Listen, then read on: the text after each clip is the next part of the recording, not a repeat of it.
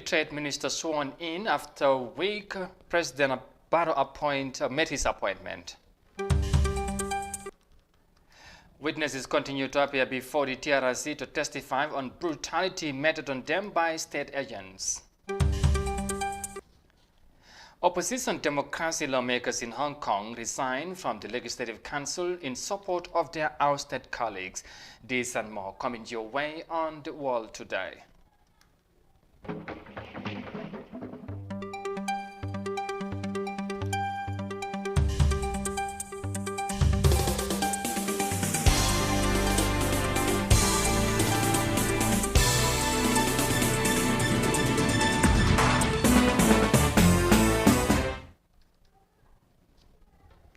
Hello, this is Africa TV and you are watching the World Today News Bulletin. I am Amadou Kante. Many thanks for joining us, and now the news in detail. Now, the newly appointed Minister for Trade, Industry, Regional Integration and Employment has been sworn in on Thursday. The swearing ceremony held at the State House in Banjul was administered by the Secretary to Cabinet and presided over by President Adama Barrow and other Cabinet members. Let's have more details of that in this report. CDKM Keita was appointed Minister for Trade, Industry, Regional Integration and Employment on November 2nd. On Thursday, he took the three oaths: the oath of allegiance, the oath of duty execution of office, and the oath of secrecy. Shortly after his oaths, Keita said he accepted the president's appointment because he wants to positively impact the lives of the Gambian people.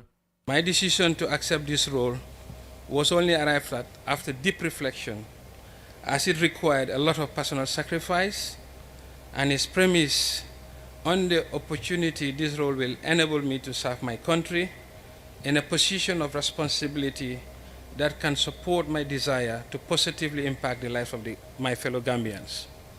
President Adama Barrow said Keita's wealth of experience and professionalism will significantly contribute to the transformation of the sector he is now leading. He also reminded his cabinet ministers the challenges that lie ahead in instituting change for the betterment of the country.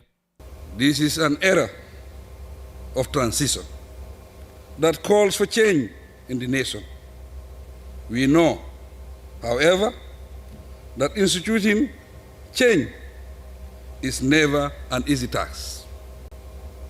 It is bound to be resisted.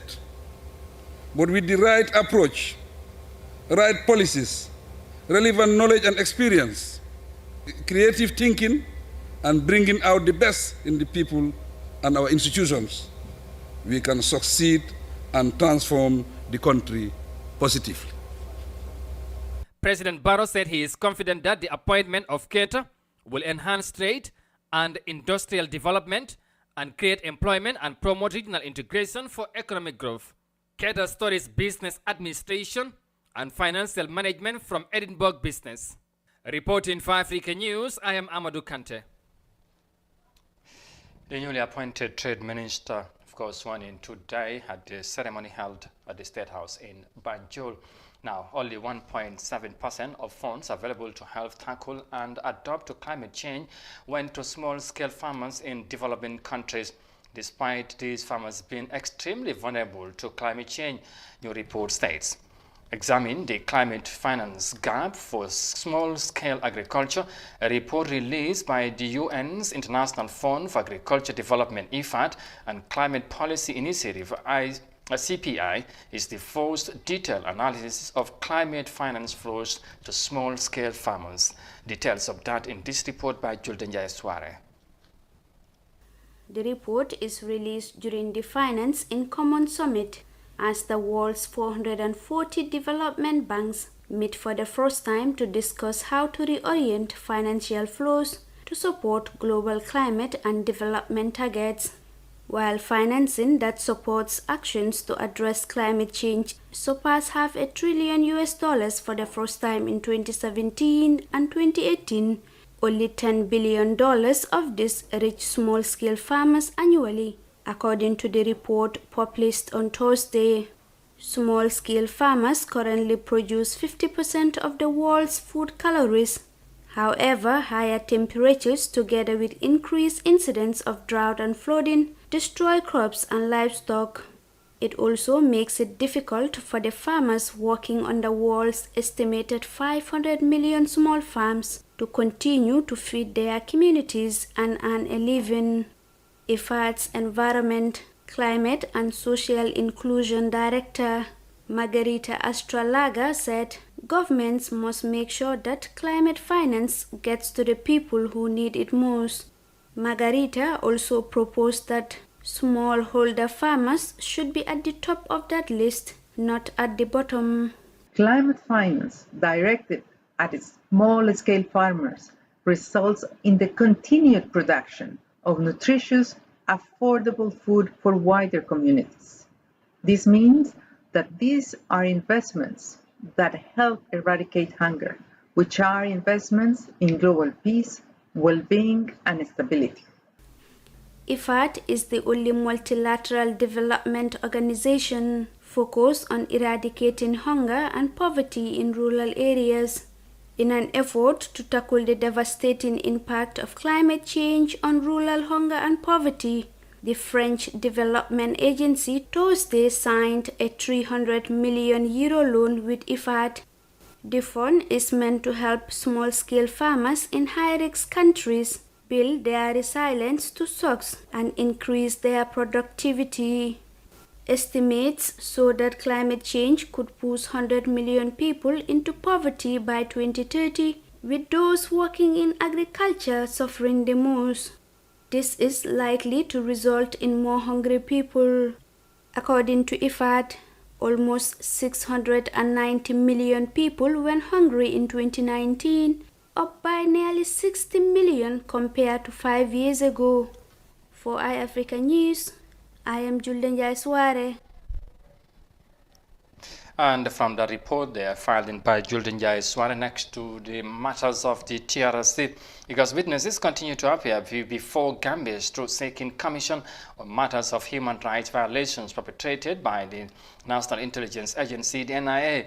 The agency, which is accused of committing torture and forced disappearances and killings, was under the command of former dictator Yahya Jammeh. Aisha Tamba has more details of that in this report. Amadou Jogosow migrated to the Gambia from Liberia at the age of 24 in 1993. Now 51, Sow was a small-scale businessman who said he had nothing to do with the Gambian government. But he said he was arrested and tortured several times at the National Intelligence Agency for what he said crimes he did not commit. Sow was involved with one Abbas Jaju, who was dealing visas to Turkey and in gold, which involved some dubious dealings. On November 12, Sow appeared at the Truth, Reconciliation and Reparations Commission, the TRRC, to give testimony on his encounter with ex-President Jammeh's dreaded National Intelligence Agency, the NIA. According to him, Abbas was later arrested over allegations he was involved in money dwelling. Sow was to help unseal Abbas material used in money dwelling, and he too was later arrested, detained, beaten by NIA operatives. And for how long were you beaten when you were placed on the table?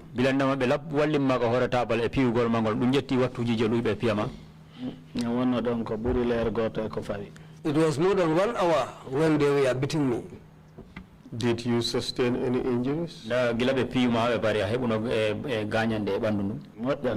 Yes, I was injured. Can you describe the injuries you sustained? Well,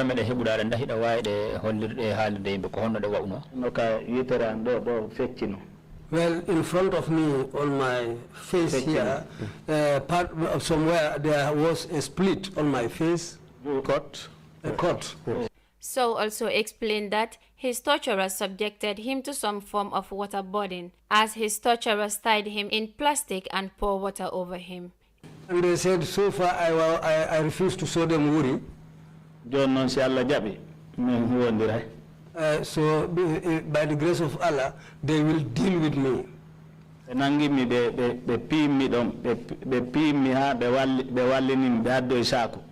I was beaten so severely that they placed me down and they went and brought a bag. I was placed inside this bag and they tied the bag. And I was placed under a standpipe. And this standpipe was opened on me. They were still beating me, and this water was coming on me from the standpipe. I was beaten there until I became unconscious. The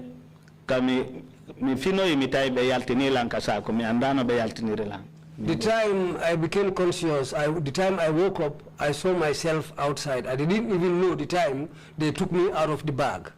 Amadou Jogoso told the Truth, Reconciliation and Reparations Commission that he was beaten to an extent that his torturers forcefully put an onion in his mouth. He said he fainted twice during the torture sessions. Reporting for iAfrican News, I am Aissatou Tambandour. Witnesses continue to appear before the Truth, Reconciliation and Reparation Commission in the Gambia. And from that report there, next we move to Hong Kong, where the opposition democracy lawmakers in the country have resigned in support of 4 colleagues who were ousted from the Legislative Council. Their expulsion comes after authorities in Beijing, China's capital city, passed a law that could allow them to expel those termed as unpatriotic opposition members from parliament. Here are more details of that in this report. Together we stand.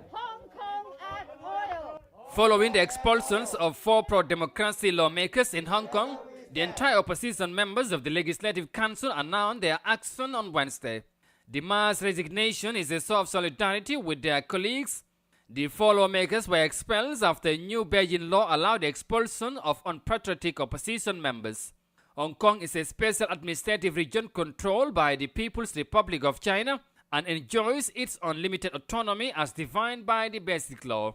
The principle of one country, 2 systems allows for the coexistence of socialism and capitalism under the mainland China. Following the expulsions, the 15 remaining opposition legislators expressed their concerns after a resolution was announced by the Chinese state media that Hong Kong could remove legislators deemed a threat to national security without court procedure. Speaking to reporters on Wednesday, the chairman of the Hong Kong Democratic Party, Wu Qingwai, said the ruling coming from Beijing's government simply reflects that they totally give up to the idea of one country, 2 systems in Hong Kong. The ruling coming from the central government simply reflects that they totally give up one country, 2 system in Hong Kong. And we have seen that since 2014, they announced the white paper for the implementation of one country, 2 system in Hong Kong, saying that they would extend their jurisdiction over Hong Kong completely. And the past 6 years is the things that we have seen. And as a result, we will say the one country, 2 system in Hong Kong come to an end. Claudia Mo, opposition member of the Legislative Council, said their act of resignation is not just in protest against Beijing's rule, but also to support their ousted colleagues. She accused Beijing of sounding the death knell of Hong Kong's democracy fight. This is an actual act by Beijing to their thinking to to sound the death knell of Hong Kong's democracy fight, because they would think that from now on, anyone they found to be politically incorrect or unpatriotic or simply not likable to look at, they could just oust you. The Chinese government has since condemned the mass resignation from Parliament of Hong Kong's opposition as an open challenge to its authority. Hong Kong, a former British colony, became part of China in 1997, but was promised it could keep some of its unique freedoms. From the report there on Hong Kong and China political issues, we will now take a break and come back shortly with the remaining of the story. Status will be right back.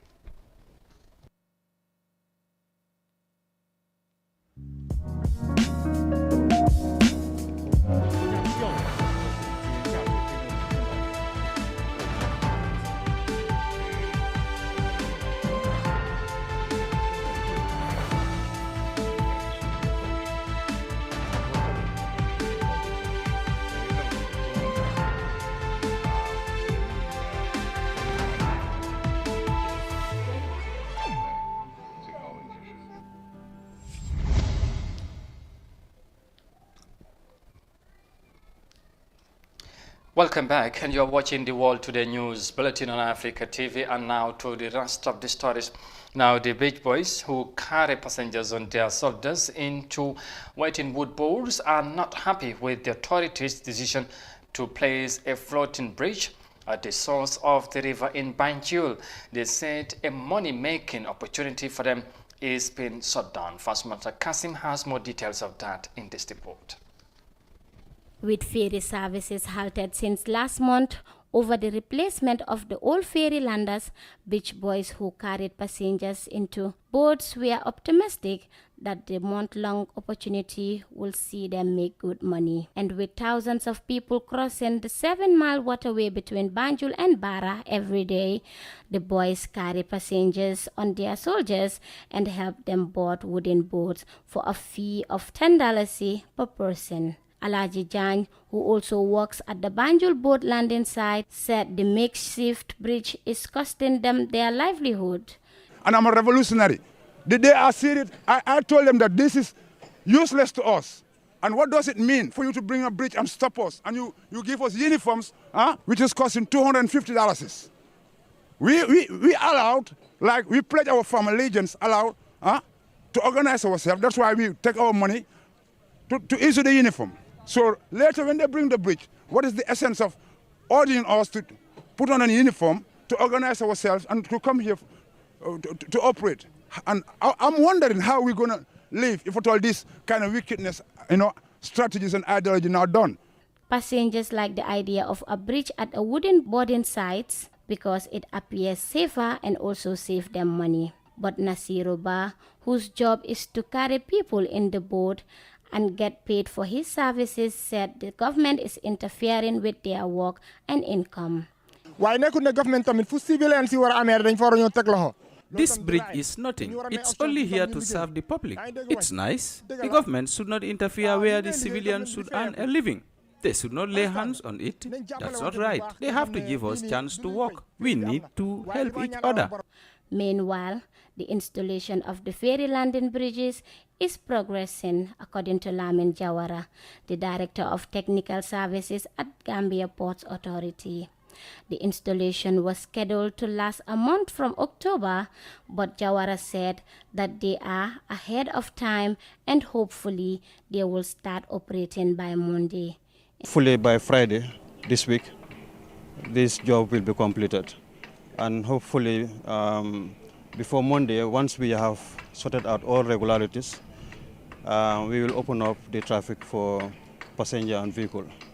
But as you know, in marine works, any works that are done has to be inspected by the Maritime Administration and has to be certified. So that inspection is scheduled to take place tomorrow. Once the inspection goes smoothly and everything is certified, then we will open the traffic to the public, hopefully Friday or Saturday. But then this has to be based on the final certification from Gambia Maritime Administration. But as far as the project is concerned, works are almost completed.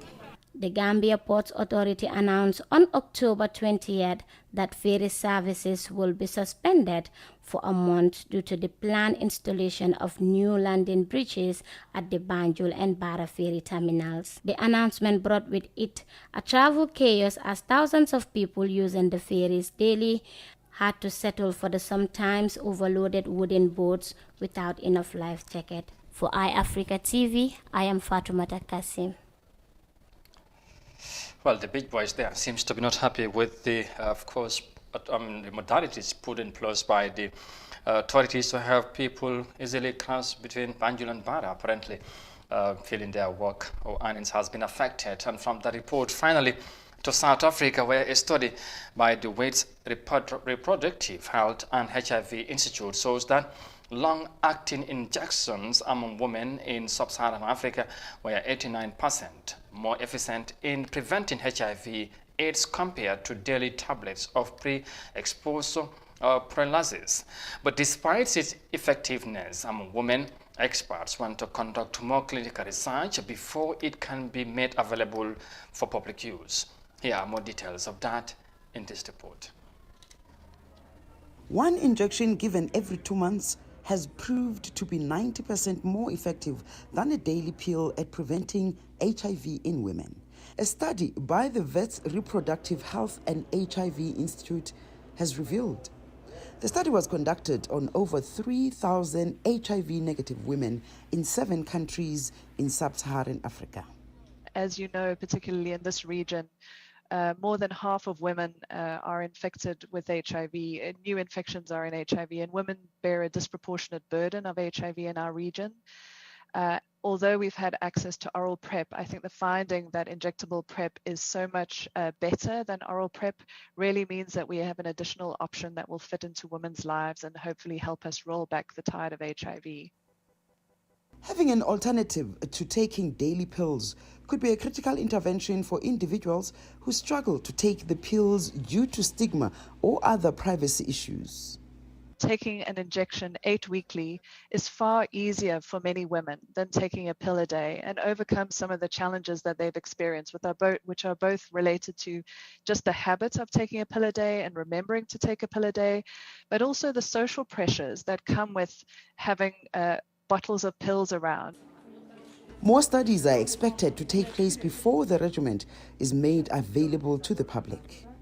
There are additional scientific and clinical questions that we still have to answer. So we're not looking at something that's going to be available immediately.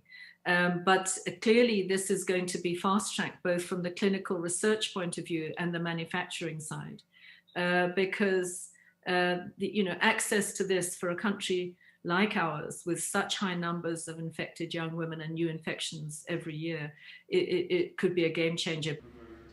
The results of the study have been hailed by many in the health industry as a milestone for prevention of HIV among women at risk of HIV. Once the injection is available for public use, it will help millions of women and girls in this region. According to UNAIDS, women and girls in sub-Saharan Africa account for at least 59% of all new HIV infection cases. And from the report there in South Africa, we finally bring this news bulletin to an end. But for more details on this and other stories, you can also visit on our website on africa.tv. Well, once again, as ever, many thanks for the pleasure of your company. Thanks for watching. Stay safe and bye for now.